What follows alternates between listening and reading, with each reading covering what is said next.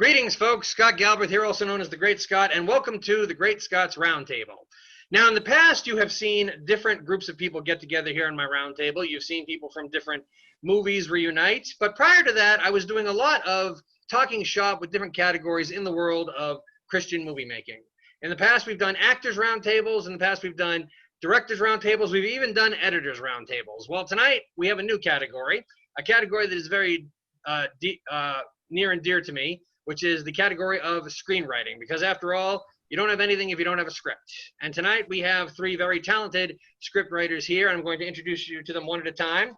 First up, we have a gentleman who is not only a very prolific screenwriter, but also an accomplished author. He wrote the book Chapel Street, which just came out, as well as his memoirs, The Promise, or The Pros and Cons of Talking with God. Like I said, he's one of the most prolific screenwriters in Christian film, having written several of Pureflix movies, which include, but are not limited to, the Revelation Road trilogy, Sarah's Choice, and Hidden Secrets. Please welcome back to my roundtable, Mr. Shawn Paul Murphy. How are you, Shawn? I'm doing great. Thank you. It's always good to have you here. I appreciate it. Hey, and I just got the residual checks. I can tell you how much I made on each of those movies. Get a copy of Chapel Street with you as well. I think you were holding that up. Yes, there it is. Where can people get that? Always be selling. Yes. Where can people get that, sir?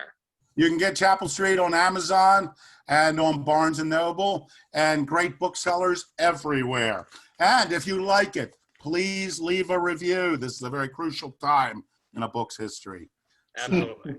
Well, thank you once again for being here. Next up, we have a guy who's been a dear friend of mine for over a decade now. It's hard to believe we've known each other that long.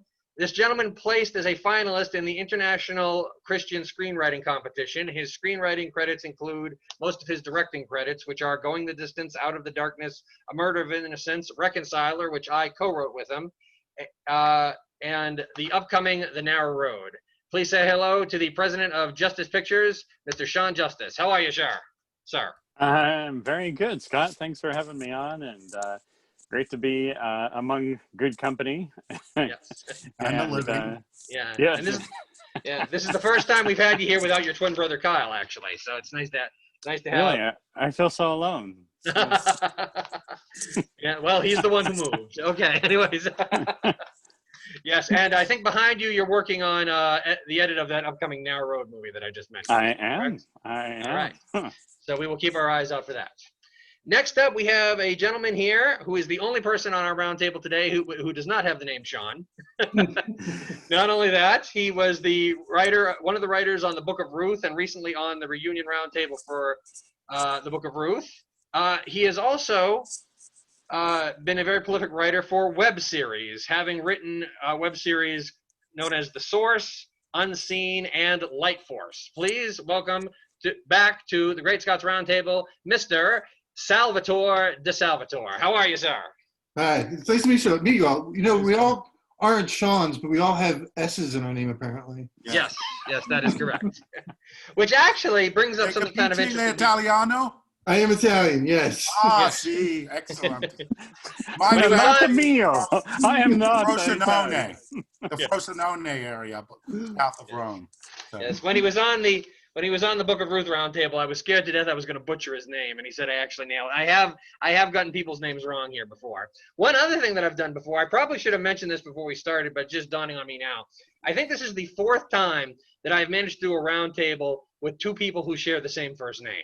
I think Shawn Justice, you were on with Sean Patrick Green. I had Michael Joyner and Michael Higginbottom together, and then I also had Michael Joyner on with Michael Blaine Rosgay. It's just one of those things, and I've noticed something about all of them. We tried to do the nickname to differentiate people, and it didn't work. I tried to do I would call someone by their full name, and it was me just saying a mouthful, and then there would be times that I would say so-and-so, and they'd be like, who are you talking to? Okay, so we can avoid hearing the name Shawn said over and over again, and so there's no confusion. I'm going to call you guys by your last names for this roundtable. You're going to be Murphy and Justice, okay? Just so that we don't have any confusion. I hope you guys don't mind that. No, okay, you're my high school gym teacher. Really? Let's use Salvadore's last name too. Well, actually, don't you prefer Sal DeSal? I think you called yourself that once on one of your videos. I might have. You might have. Okay. Well, anyway, one of the things that I always do here, I didn't include this in the talking points that I gave you guys, but I realize, you've all been on my roundtable before, but one of the things that I never got a chance to ask any of you guys in that before is, how does one decide one day? I mean, I might be able to speak to this as well, but I'm the host, so I'm going to let you guys do it instead. How does one decide they want to be a writer, specifically a screenwriter? So if you could just maybe tell our viewers how each of you got into that. Who would like to go first? Well, I jump at once now. I didn't decide. It was, I was, a frustrated filmmaker. There wasn't a whole lot going on in the early 90s as far as independent film went up in the Portland, Oregon area where I live. And I was kind of at my wit's end. I was praying. I was like, God, there's no opportunities. What do I do? I mean, I got to the point where I was like, can you just take this desire away from me even, because it's killing me. And I specifically heard, start writing. And I'm like, I'm not a writer, I'm a filmmaker. So for me, that's how I really got into it. And I wrote my first screenplay, and it was really bad, but I learned a lot from it. So, but I think that's one of your later questions. So we'll talk about that later. Yeah. Yes, well, indeed. I'll take the second Shawn place. I always wanted to be a writer. I was laid off from my job, and I decided to write a screenplay, and it was pretty bad. But the second one got me an agent. Third one got me an agent. The sixth one got me a real agent. So, and it only took, between writing novels and screenplays, 35 before I got one produced. But since then, I've had quite a few scripts produced since then. Yes. 20 maybe, not counting books. So it took a while to get the first one, but I really did it because I wanted one day to be able to get checks for $13.93 every day. What are those residual from? Pureflix movies you wrote? I won't say, but I bet it was. This one was not for one I wrote. This one for I edited. Oops, blink of an eye. Not saying what company made it. Sal, how about you? It's an interesting story. I was a kid, and I brought my cousin to church. We went to Sunday school, and the church I went to, they would show, I don't know if you guys remember this, but Gospel Bill. Do you guys remember that show at all? Can't say I do, sorry. But it was like a cowboy show. It was not great, but 8-year-old me thought it was brilliant. What? I've heard of it. I've seen, So 8-year-old me thought it was great, and I brought my cousin thinking he would think it was great, and he's like, dude, this is like garbage. I could watch I see 1,000 things better on Saturday morning. I remember being a kid and praying to God, like in that little Sunday school room, going, God, when I get older, I want to make films for my cousin's name was Frankie. I mean, as Italian as it gets. But I was like, I want I want people like Frankie, when they come to church, to not be like, this is garbage, but to go, this is really good. And it took a while. It took a little bit of me, took a little bit of God, a lot of God. And the door, I never would have expected as an adult that I would do kid web series, but it ended up coming full circle. And it's like the prayer of an 8-year-old. It's what I ended up doing for a good decade. And you did. I found this interesting. Now I realize there's some of this story you might not be able to share, Sal. But you did say that you actually ended. I didn't know that these days there are churches actually hiring screenwriters. Yeah. Talk a little bit about that. So, 2011. This is insane. Feels like yesterday. I'd done the Book of Ruth, and Steve and I were working on our next project, and the project got put in turnaround. And I was just like, I don't know what I'm doing. I don't know if you guys ever felt that prayer, but I seem to pray it often. And I was like, I just want to write. And I found this Life Church in Oklahoma, which is the largest church in America. They were looking for a content writer for their small groups. And I was like, I'm not a fan of Oklahoma, but what do I have to lose? So I threw my resume in, and I get a call 3 weeks later from a woman named Ashley, and this is such a cool God story. She's like, we filled the job, but we didn't want to throw your resume away. It's really intriguing. Could we do a conversation? And I was like, absolutely. And then they put me under as a contractor, and I just started writing kid videos. Like I never wrote a kid. I had forgotten that dream of an 8-year-old. And when she came to me with it, I was like, I just researched everything I could. I'm like, I'm going to get this right, and I'm going to do this well. And it ended up for me going on staff. And then that led to another church wanting a screenwriter. And then they recruited me, and I ended up going to Eagle Brook in Minnesota, and where I went from just a writer at Life Church to I was a creative producer. So I also like wrote it, created it, and directed all the episodes, which was insane. But here's the God part of the story. Life Church is getting big enough where they're visionaries. I don't know if you ever see, they do the YouVersion app. They knew like new media was coming. So they sent her, she was going to LA, and they're like, go find a screenwriter if you can while you're out there. That next day, my resume came through. So it was like a weird timing that they started to want to look for a screenwriter, and I just happened to put my resume through. Are these animated or live action? No, they're live action. We had like budgets, and there's a studio. It's insane. It's absolutely insane. Cool. It was interesting. It was interesting. I just wanted you to share that with the group because I found it interesting when you told me that. Now, I have a group of questions here. One of the things that I used to do when I would have themed roundtables like this that weren't reunions, I used to take a little cue from Whose Line Is It Anyway, Sal, and just draw the questions out of a hat. I found since I've been doing the reunions, they go a lot better in order. So that's one of the reasons why I set you guys the questions ahead of time. And we can go in any order here that you want to, but I'm curious as to know what is the let's go around and tell our audience, what is the first script you ever wrote? Serious script, or like when I was just... Either one. Hey, my very first script was a movie based on a Hanson song, if you can believe that. And I honestly You're telling people that? What? You're telling people that? No, I'm telling people that because I'm telling people that as I don't know what I was thinking. I heard the song. I thought the plot of the song would make a good movie, so I wrote a movie version of it. And knowing what I know now about screenwriting, it was a piece of garbage. It was horrible. But anyway, so it can be anything. So here, I've said my embarrassing thing. So here, if you want to say serious or embarrassing, that's fine. There. Well, I'll say I wrote a cop thriller called 45. And it was pretty bad. Okay. So was that the first? But but on the right side, I literally wrote it in a week. And this was a God thing too. Let me just say, I do like to bring God into it periodically. You know, Of course. It's not always about making fun of my residual checks, like this one for $16.92. You know, that's $16.92, not $1,692. Yeah. So, no. In this case, I was working for an advertising agency. I was driving to work. I was on top of the world. You know, I was young, making money, free, single, having fun, going out with my friends. And I was driving to work, and the Lord out of the blue told me I was going to get fired that day, which was surprising. We had lost an account, but we'd already had the bloodbath. Everyone thought they were safe.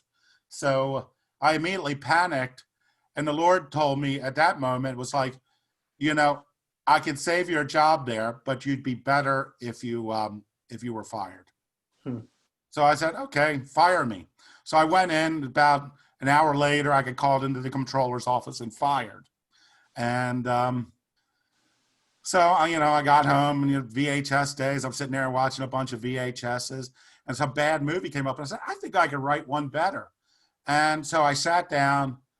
I started on a Sunday.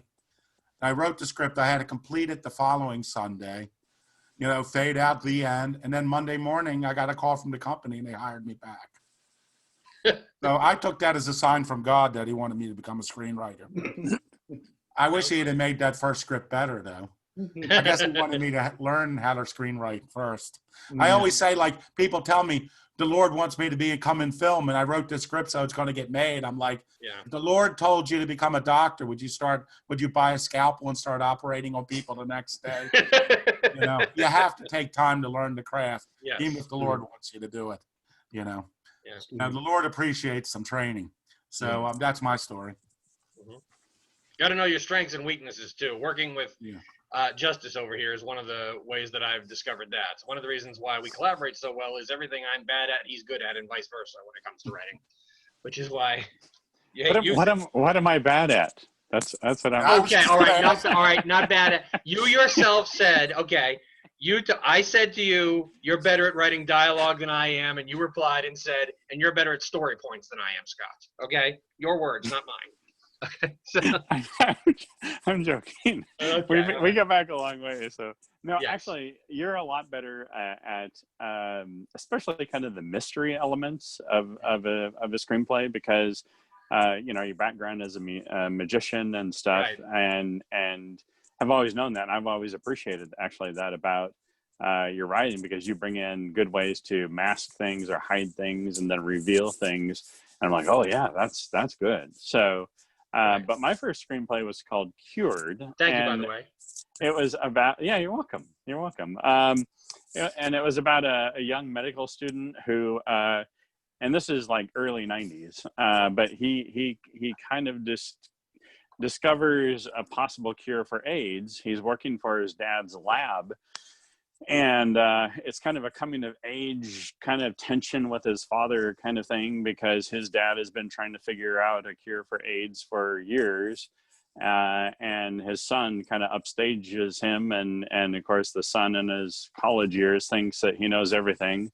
And it's a relationship between the father and the son's story, really, how, the son realizes by the end that he doesn't know everything. And the father realizes his son is not a kid anymore and has become an adult. So the concept was good, but it was full of cliches and other things. And I got to the end of it, and I think the best thing that I did was I opened myself up. There was a old Christian screenwriters group on Yahoo Groups, if you remember that back in the day, and there was this one ex-Marine Christian screenwriter. I can't remember his name, but he was brutal. And I think that was one of the best things for me was to have these reviewers that knew a lot more than me, that could offer, insight. And, I never really did anything with a screenplay, but I learned so much. In fact, by the time I got to my second screenplay, I obviously knew that I wanted to co-write because I wanted to learn from someone. And I was working on a corporate project for a client, and they hired an actor who actually was a guy that I knew who went to Multnomah School of the Bible 10 years earlier. And he was working full-time as a drama guy at a church in the Portland area. And I said, hey, do you want to help me write a screenplay? I have this idea for a teen story. And that's, I learned a lot from that too. So that was kind of the progress. But, the first one, I liked the concept of it, but the execution it was very freshman level stuff. Thank you, Justice. Sal. So I'll go. This is real. My very first screenplay I wrote when I was 11 years old with my best friend, and it was Star Trek versus Godzilla. I only say that. Better than Hanson. What? Better than Hanson. True. Yeah, oh, great. Now, you're never going to let me live that one down now, are you, Murphy? But I never, I was 11 years old. I like Star Trek, he liked Godzilla, we merged them. Spock dies, it was awful. But when I got older, my first screenplay that I was after a breakup and in college, and I called it Overcoming August, and it was 250 pages long. It was ridiculous. I had no idea what I was doing. I just was writing until I think that's it. And I realized that nobody could read past page 5 of a 200-page script. And I was like, okay, I think I gotta learn how to do this. So I went to film school, kept the title, because I like the title a lot, scrapped that whole story, and it became another screenplay later on. Cool. So, You know, if your first attempt was a 250-page screenplay, you're in good company with Dan Aykroyd. His first draft of Blues Brothers was about that long because he had never written a screenplay before either. I don't know how you do it, but we do. It's so bad. Yeah. Well, anyway, I just realized, Mr. Justice, you were correct. I did already ask you guys one of the questions on here. Question 3 was what made you want to be a writer. You guys already covered that. Number 4, if you had to pick your fit now, you could maybe keep this spoiler free if you want to. Of stuff that you guys have already done already, what would you pick as your favorite thing? This is work that's actually been made, or if you want to pick a screenplay that hasn't been produced yet, you could as well. What do you think is your favorite? What is your favorite piece of your own work? I could answer this one. It's probably The Source. It came out of a weird. So I was working for Eagle Brook at the time, and every year I would create a new show, and most of them are kind of Disney, but I just felt like the vibe of the country and everything that's happened. This is like 2018 that we did season 1. And I just felt like kids today in church are not prepared. They're not prepared for once they get older. And there were so many, I'm Gen X, and there are so many Gen X Christians who grew up in the church who are like just shipwrecked now. And I'm like, what would I, if I could go back in time and talk to 8-year-old me, what would I do? And that day, somebody had given me a Bible verse that I had read earlier that morning in my devotions. I'm like, something's up. And it was Psalm 137. And it was about we don't know how to play instruments anymore because we've been captive for so long. And they're asking us to sing songs of the old days. And I just felt this God say, you got to teach these kids that it's harder than you think to be a Christian. And I went to the kids director. I'm like, look, I'm going to pitch something. It's not light. It's not going to be, we're going to tackle some heavy subjects. We're going to take what kids are going through, like divorce, death. We're going to, in a kid show at church. And I remember I was I don't want to just shock the kids. So it's very light, but there was one episode 6 of season 1, where I had an aunt who died and I never understood why. And it really messed me up growing up. How did this happen? God, we prayed, we did all the things. And in the episode, one of the main kid characters, her mom gets cancer, and she goes to her teacher, who's a Christian. He's the only Christian on the show, in a church show, by the way. We had one Christian character. Everybody else was not Christian at the time, and talks to him about it. And he kind of opens up about God. And I wrote this line, and it was one of those things where I'm like, if they let me get away with this, I don't know what this show could do something. And the line is, he gives this great speech, and the actor killed it. But it's basically God was there for me. And the little girl she's 16, was, if God really loved me, then my mom wouldn't have cancer. And we end the episode. And just he prays for her after she leaves, but that's basically the last line. And we just let that air. And the way kids responded, it was unlike anything I've ever seen. Sitting in that room, every kid from 1st grade to 5th grade opened up about something heavy in their life. And I'm like, this is what we should be doing. Because now they're in a safe space and they're able to really talk about struggling with their faith. They're 10-year-olds going, I don't know if this is real. And that, the fact that that's happening then, and you have somebody coming alongside them, who knows what they're going to be when they're 20 or 25. So anyway, that's probably my favorite thing I've ever written. Wow. Okay, Murphy, Justice, who wants to go next? I'll go. I have a hard time picking anything out. I would probably say if something I enjoy watching, it would be my first film, 21 Eyes. It's a mystery. It's a secular mystery. It's very funny. It was very edgy at the time it was made. And it was an amazing experience making it. And there's a lot of comedy in it, and it still makes me laugh. Of the faith-based films, I would probably say I enjoy watching Hidden Secrets, the first produced faith-based one. And I would say the best one is The Encounter. I mean, it's an amazing evangelism tool, and I'm So that's why I'm so delighted that they locked it away behind a paywall at pureflix.com, where it can reach people, continue to reach people, you know. And I would say the other film I really enjoy the short films I made for the FBI. They're short true crime films. I made a number of them. They want to combine 6 Emmys when they ran on the Pentagon Channel. But there's a little film like Company Man. It's about a true story. We disguise the names of the people in the company, but how Chinese are, you know, I do these films for the FBI. They're like case studies. They're true crime films. And I just found that they were always really well made. We had aerials before everyone has them now because of drones, but we get a helicopter, you know, because we were the FBI, you know, we had one, you know. So, I mean, I just really enjoy watching those films. You know, Betrayed and Company Man in particular, That's cool. I think are good. But my favorite crime. Which writing do I like best? Well, let me tell you, I like my book Chapel Street the best.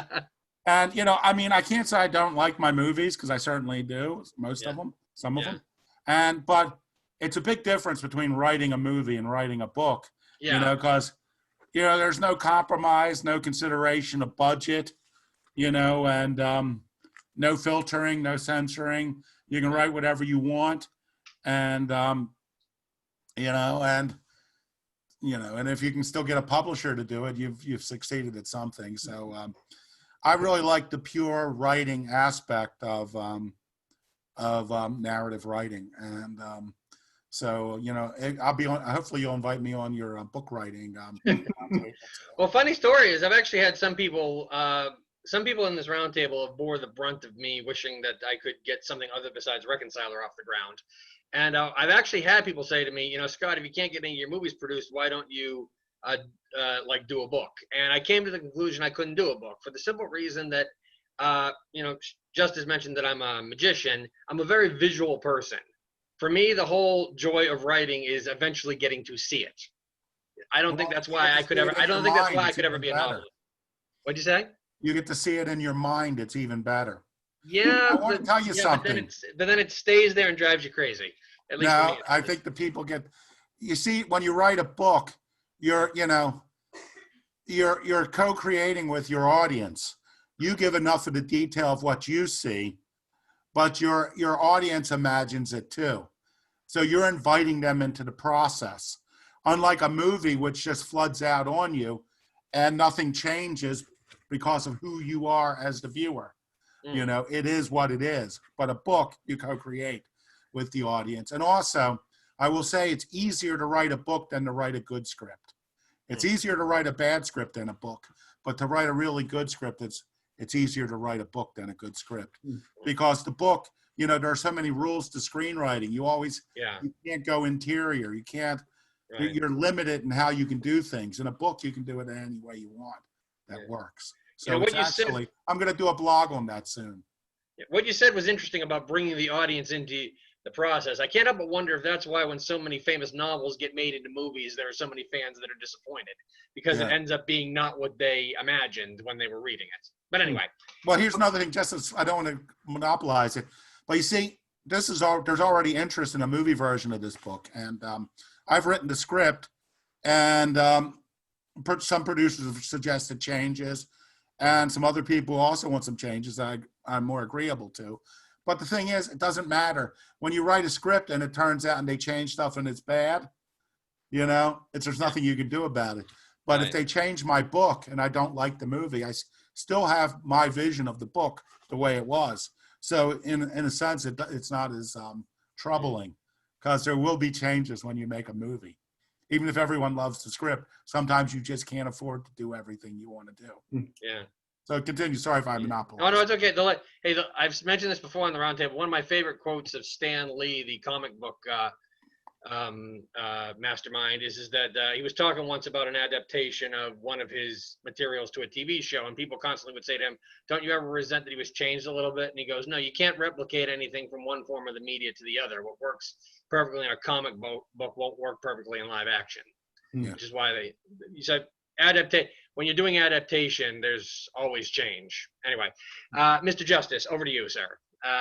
Have you forgotten the question by now? Oh, no. It was just Okay. fascinating listening to everybody. And, I think, I'd have to agree with Shawn Yeah.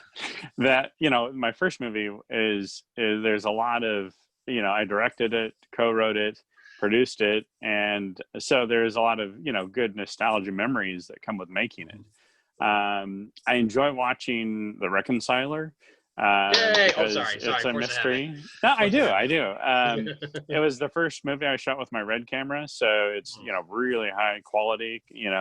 For compared to my first film that I shot digitally back in '99. Mini But I DV? also what? Sorry, mini DV? No, it was a D9. It was JVC's answer to digital Betacam. Okay, just sorry to interrupt. Somebody okay. may know that. It was a 422 format, but no, I think. But I also enjoy watching a movie that I sold the rights to, and then I was hired on as one of the writers. A movie called Justice, believe it or not. When I read it, I didn't know what to call it. So It's on my Netflix queue for DVD. There you go. So, and that's one of the reasons why it's fun to watch it, because it's on Netflix, and I can tell people about it. It has Stephen Lang in it, some really good names, good actors. Oh, wow. And it was fun because even though there were 3 other writers and they changed a bit, it was originally a faith-based Western, and then they made it more of a secular Western. But it was fun to see a lot of the characters that I created still existed, especially those who were the small town people that stood up for righteousness and had a faith that was very strong. So for me to see an adaptation of my original work, as long as you kind of let go of that, what the original was, it's fun. And it's fun to be able to tell people, oh yeah, I have a movie on Netflix, and, and to see the title show up, Justice, story by Shawn Justice, one of the 4 writers, Shawn Justice, you're like, oh yeah, cool. Yeah. But anyway. How many people have a movie that's named after them, right? There you go. Yes, indeed. All right, where's my sheet here? Oh, here it is. Oh, before I move on to the next question, this wasn't on the Murphy. Quick question for you. I know that I said you've done a lot of movies for Pureflix. Were you involved in either the Book of Esther or the Apostle Peter and the Last Supper? No, I did the Daniel one. Oh, you did the Daniel one. No, it was the Esther. Sorry, it's Esther. Yeah, Esther one. I edited the Esther one. Really? I don't have a check for that one. Yeah. And but here, by the way, is a $93.32 check. Yeah, okay. And you and Sal have never met each other before today, is that right? Oh, But funny now- story. I haven't met Funny anybody story. other than you, Scott. And Yeah. Funny story. Book of Ruth, Apostle Peter and the Last Supper, and the Book of Esther are sold as a 3-pack by Pureflix. Yeah. Just goes to show you how well. Editing. Yeah. Just goes to show you how well lateral communication goes on those kind of deals. You guys had no idea, right? No. No, I did. Okay. I do have a Blu-ray, and I did watch it once it was done. Yeah. I have the 3-pack here somewhere. I can maybe show it to you guys after we're done here. Anyway, okay, let's see here. Well, the one thing that Sal and I have in common is the female, the main character and reconciler was Sherry Morris. Yeah, it's Sherry Morris, and so that was Ruth in the Book of Ruth movie. So Now I Small gotta go world. look for something. Such a small world. Yeah. it is. Yeah. I met during the shooting of Reconciler. I met Sherry Morris for like 0.4 of a second. I was being dropped off at the airport when they picked her up. We never shared any scenes together, so I literally only met her to say hi and get on a plane. So Hey, I'm not sure if I shared this with the rest of you. Yeah. But I was cheated by a distributor. I think all of us know all about that. Another episode. That's We all all have another those episode, stories. Yes. Yes. I'm not saying which one. That would be. Yeah. Anybody that views that one would have to sign a non-disclosure, a waiver. Exactly. All right. Next question here. Is there a particular type of genre you prefer to write?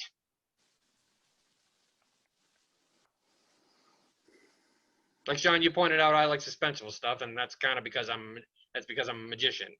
Writing something with twists is like doing a magic trick. Look over here so you don't see what's going on over here. So I don't like based on true stories are much harder to write, in my opinion. Yeah. I enjoy sci-fi. I have a near-death experience script that I wrote. That's one that won that or became a finalist in that international competition. I have another one called Critical Mass. That's about nanotechnology and has hints of end times, Mark of the Beast hints, but not like it is necessarily.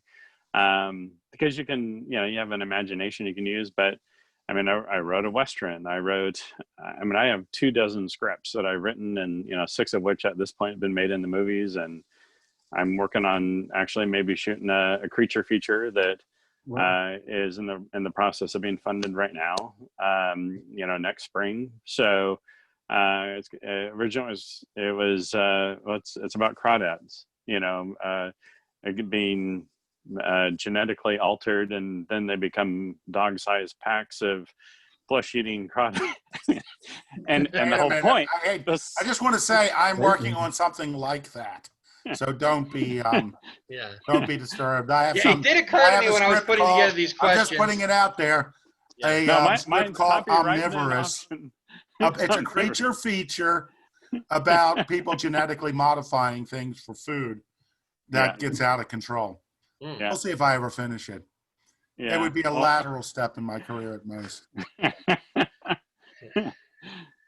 Murphy, Sal, you got anything for that question? Is there, because Murphy, I know with all the, even just with all of the movies you wrote for Pureflix, they were all faith-based films, but I think that Pureflix jumped around genres a bit. So is there a My agent always said, what I was best at was drama with comedy. And you can do that in anything. You can do that in a crime movie. You can put it in a horror movie. You can put it in a comedy too, just have a good dramatic story. I can't say that my faith-based films all exhibited that, But I will say that they were all better at the script stage. I agree. Yeah. But I do believe, this is the thing, and I saw this on a manager's site. Screenwriters have very limited careers because once they achieve success, they refuse to make the changes. So I always made the changes. So I'm to blame for all of my failures. No, but I can't complain. I do. Can't. It's funny. If you would have asked me this like 10 years ago, I probably would have told you I would love to have been like a Christian David Lynch.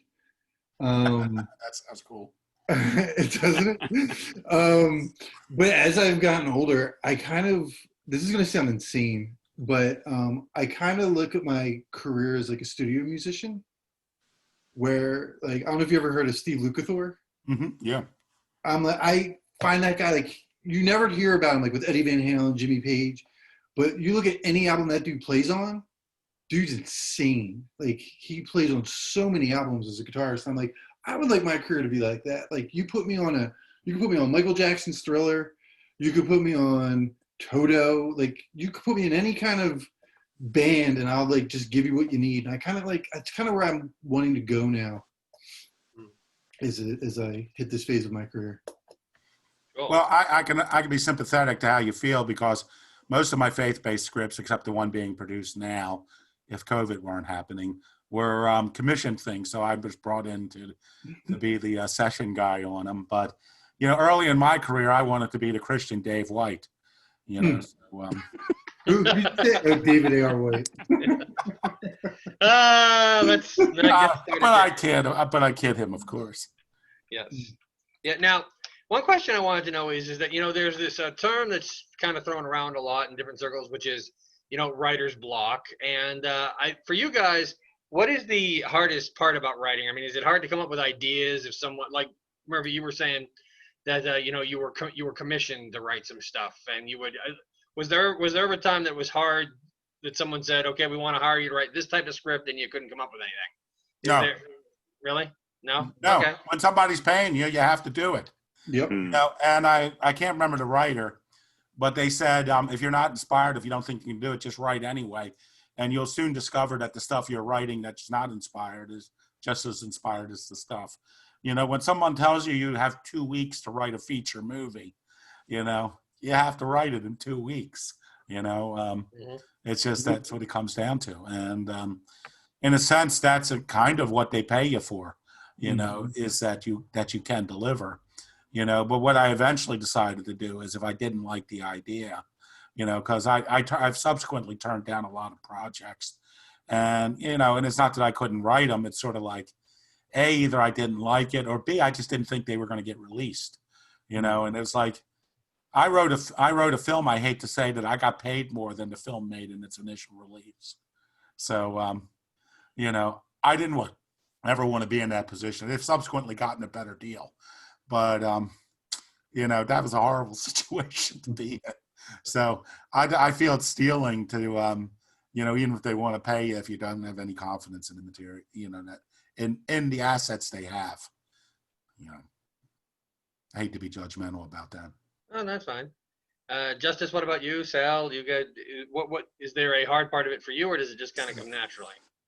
I think I think, Shawn, you're right. You just got to start writing. I know, like with Narrow Road, I had this idea for a faith-based Ukrainian mafia movie, and I wrote like the first 40 pages and I put it up on the shelf. And you know, I have, you know, a half a dozen of those, you know, where I come up with ideas but when I showed it to the lead actor in this, he's a good friend of mine, Xander, he read it and he got super excited, and he's like, Shawn, I want to do this movie, but I only had like 40 pages. And he's like, what, give me the other 50 pages, you know, or however many pages. I'm like, yeah.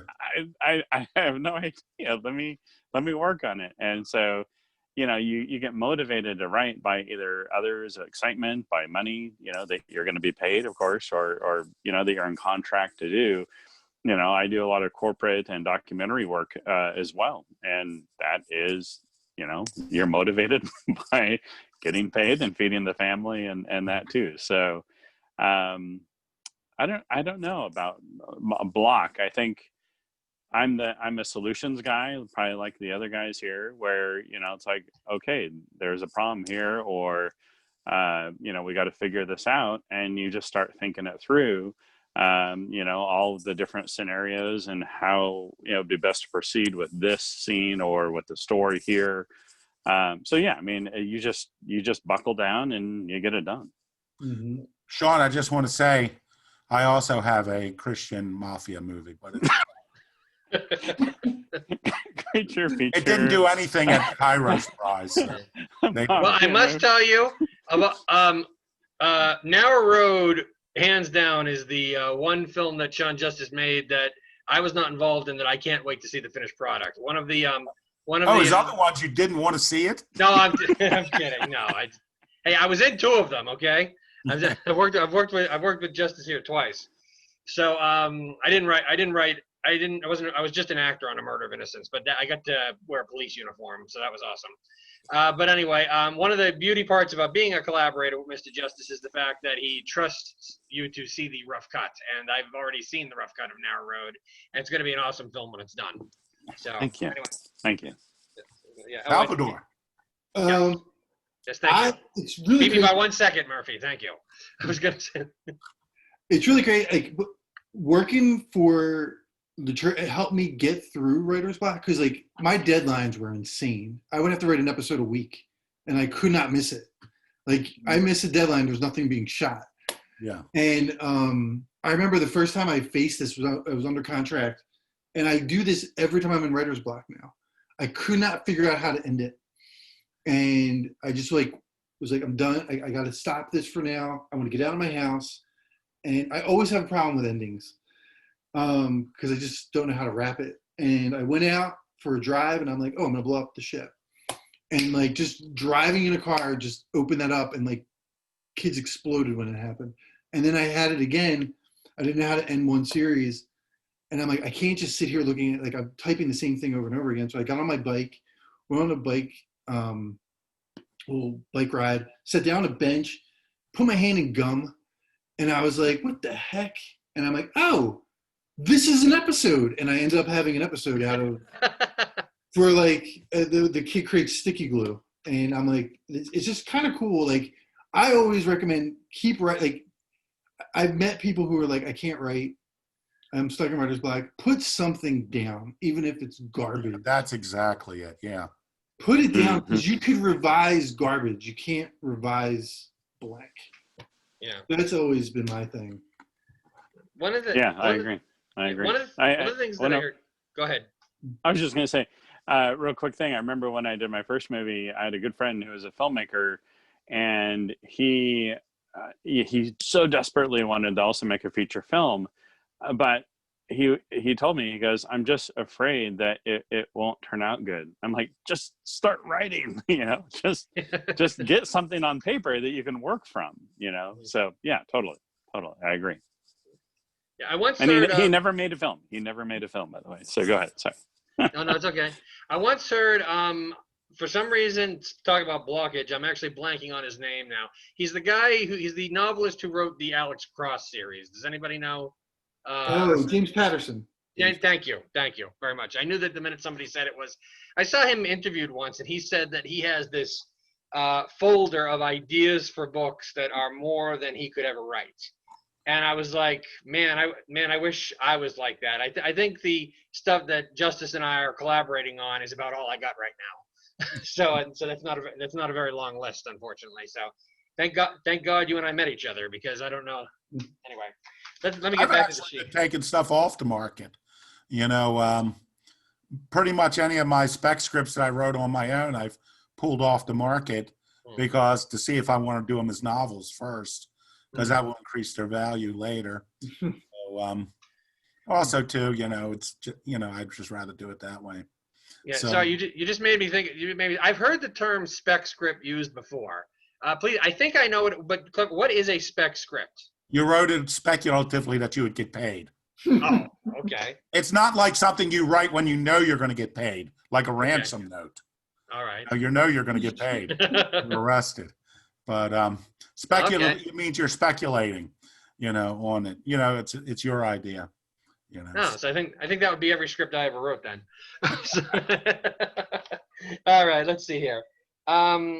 What is there a type? I got two questions left here. I know that we're getting down to the point where you mentioned Xander, Mr. Justice. He's coming over to do some ADR, I know, on Narrow Road. So we got to make sure that we get this done in time for it. His appointment. If we go too long here, he might actually crash the meeting. You never know. All right, so let's see here. Yeah. Oh, incidentally, Xander was also the military dad in Reconciler, Sal and Murphy.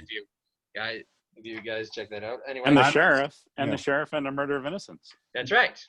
Next time I'm going to go in the room and have hold my copy of Reconciler next time. All right, let's see here. I got two questions left here. Is there a type of movie that you still haven't written yet that you would like to try? We were talking about genre before. Is there a type of film that you haven't written yet that you're thinking you might still want to do? Well, I can say that I used to write scripts strictly for the exercise. I would do I would decide I was going to write a script that had no external drama, that had no external conflict. And I did it. It was a great exercise, not a great script. Movies were designed for exterior conflict. And I wrote the Christian mafia film. Well, in that I decided I wanted to write a mafia movie where no one becomes shot until the third act. And I feel it's a great script, but people, want to go to a mafia movie, don't want to wait till the third act for someone to get shot. One of the reasons to go is to see people get shot. But I've written pretty much every kind of genre. People ask me if are you going to write any more faith-based films? I'm like, I think I wrote every one you can. I think I've had every storyline that you're allowed to write. So I think I'd be repeating myself. Though, there's a faith aspect of pretty much everything I write to one degree or another. You can't write 120 pages or 300 pages and not have something come off, from your worldview. Yeah. Sal, how about you? I always want. Oh, I'm or sorry. Justice, you go next. Oh, I don't think I've written a lot of genres, a lot of things. Never written a really good, or actually I've never written a biblical story, but that's not necessarily one that I want to write. Although I have played around with an idea for a feature length about the woman at the well. But I think I would love to write a really good comedy. And I've never, a lot of my scripts have humor in them, you know, as certain elements, but an actual comedy, I would love to learn how to write those a lot better. Faith-based? It doesn't matter to me. Okay, I was about to say, I've learned the hard way, don't write faith-based comedy. Because you can't have, all comedy is eventually based on hurt or something, you know, or ridicule or something. Yeah. And you will find that the faith audience isn't, like after we wrote our first faith-based comedy at Pure Flix, I heard one big radio pastor saying, you know, I love to laugh as much as the next person, but I won't laugh at anything that Christ had to die for. And I'm like, wow. Know? Yeah. Dude, anytime I've written a faith-based comedy, literally all the comedy was cut out of it because they were afraid to offend people. So yeah, you guys, they all have even better a clean luck. comedy. So I mean, again, I don't know if it's a comedy, but I wrote a family film. We actually, it hasn't been made yet. It's called Family Trip. And there's a lot of, I would say it has a lot of comedy in it, you know, about a family. And yeah, I guess it does. It's a comedy, but it's not a faith-based, it's a family film, not a faith-based film. Good. Not good. I mean, we should all write faith-based, but right, go where you're led. That's right. That's right. Sal? I have a script that I've been wanting to write. I need to learn Italian. Do it because I want to write it in 2 languages, and it's a period piece set in the 40s, in post-war Italy. But I need to learn how to do Italian before I can do it. All right. And, I just want to say I just wrote an Italian script too. I'm noticing a trend emerging here. Yeah, it's about a girl who starts to a troubled young woman on the verge of divorce who decides to look at her discover her family history and goes back to the town where her people came from. I did option before COVID. I don't know if it'll ever happen. If it's going to happen with those people now. But I wrote that with a woman, Jenna Healy Globe. Let me throw her name in. So very talented writer. Yeah. I did think at one point that maybe talking about scripts that have not been produced yet would be like putting ideas out there for people to swipe. I'm hoping that nobody sees this and does that. Okay, I've got one. It's best just to send them to the producers and let them steal it. Oh, or put it up on Ink Tip or on Blacklist. I'm not really afraid of stuff being stolen. Okay. I'm just really not. I mean, there's how many concepts get remade over and over again, for Pete's sake? Exactly. Yeah. I mean, look at songs. How many notes are there? How many combinations can you put those notes in? Mm-hmm. I'll tell you once. Yeah, I'll wait. No, go ahead. No, I'll wait till after we're not recording. Okay, all right. That's when the good stuff happens, people. Yeah. Now everybody watching this is going to wonder, okay, what did Sal want to say there? Well, I'm down to the last question here, and this is kind of a, you were talking about how sometimes scripts are full of cliche or whatever. One thing that's a little bit cliche here that I always ask people, but I can't think of a better way to ask it, so I just keep it the same. What do you hope somebody watching one of the films you wrote get out of it? I mean, like when you hear someone's reaction to a movie you wrote, what like makes you happy? What do you hope people get out of the films that you guys have already done? Well, I know with Reconciler, it was about reconciliation of people who are estranged or not talking or feel like there's absolutely no hope of reconciliation.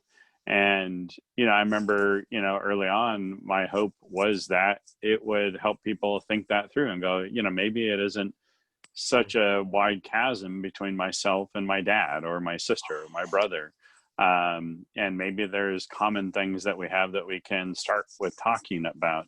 And as the film got out there and released in 2015, you know, Scott and I started hearing stories of people. There were people that said, you know, even we did one of the screenings, and the pastor who was hosted the screening, he said he got up there and talked, and he goes, you know, I previewed this movie and I was really moved by it personally, and I reached out to my son and called him, and we haven't talked in a while.